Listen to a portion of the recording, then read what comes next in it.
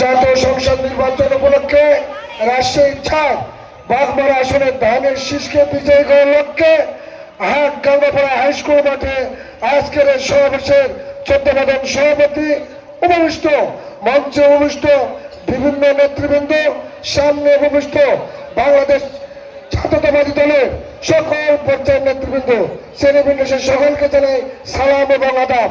আসসালামু আলাইকুম রহমতুল্লাহ। প্রিয় ভাইয়ের আমার, আপনারা জানেন আমি একজন মুক্তিযোদ্ধার সন্তান। 71 সালে মুক্তিযোদ্ধারা যে আশা আকাঙ্ক্ষা নিয়ে এই দেশ স্বাধীন করেছিল, এদেশের একজন শত্রু যারা 71 বিরোধিতা করছে তারা আমাদের সে গন্তব্যস্থলে পুষতে দেয় না।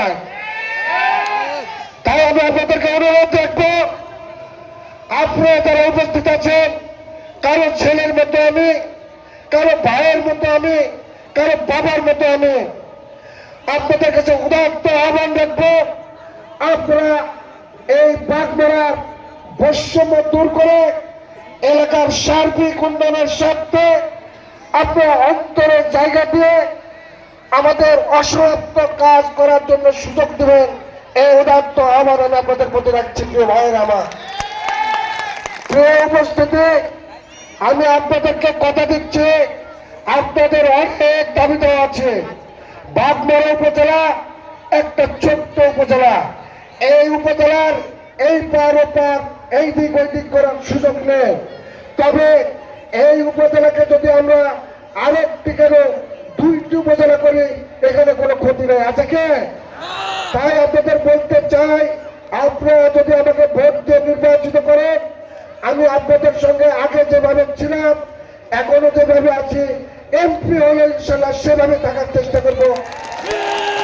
আপনাদের যে প্রাণের দাবি গাঙ্গাপাড়া একটি পূর্ণাঙ্গ উপজেলা, ইনশাল্লাহ আল্লাহকে সাক্ষী রেখে বলছি, আপনারা দায়িত্ব দিবেন, সংসদে যাওয়ার কথা বলার সুযোগ দিবেন। প্রথম দিনে প্রথম বক্তব্য ইনশাল্লাহ গাঙ্গাপাড়া পূর্ণাঙ্গ উপজেলা থেকে প্রস্তাব করবে। ভাইরা আমার, প্রিয় উপস্থিতি, আমাদের জনাব তারেক রহমান সাহেব বলেছেন, এদেশের কৃষকদের ভাগ্য উন্নয়নের ফার্মার কার্ড, মা বোনদের ভাগ্য উন্নয়নের জন্য ফ্যামিলি কার্ড, 18 মাসের মধ্যে 1 কোটি বেকারের কর্মসংস্থান, শিক্ষার মান উন্নয়ন করবে, আধুনিক মানের শিক্ষা ব্যবস্থা, প্রতিটি ইউনিয়নে স্বাস্থ্য সেবা কেন্দ্র, উপজেলা লেভেলে কেন্দ্র আছে, সেখানে 100 শয্যা থেকে 100 শয্যা করে আধুনিক মান করে আমাদের ভাইদেরকে যেন আর রাজশাহীতে যেতে নয়, সে ধরনের স্বাস্থ্য সেবা সেটা শুরু করে অগণিত ইস্তেহার দিয়েছে। তাই আমি আপনাদের উদাত্ত আহ্বান রাখবো, আপনারা অতীতে যদি কোনো ভুল ত্রুটি থাকে ক্ষমা সুলভ দৃষ্টিতে দেখে নিজের সন্তান মনে করে, নিজের ভাই মনে করে, নিজের বাবা মনে করে পরীক্ষামূলক ভাবে একটিবার আমাকে নির্বাচিত করে আমাদের পাশে থাকার সুযোগ দেবেন, এই উদাত্ত আহ্বান আমি রাখছি।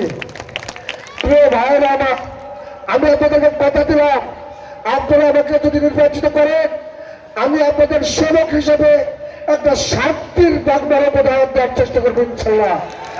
আপনারা যদি আমাকে পাশে রাখেন, আমার উপর আস্থা রাখেন, ইনশাল্লাহ বাগমারা উপজেলা হবে একটি উন্নত মানের আধুনিক উপজেলা।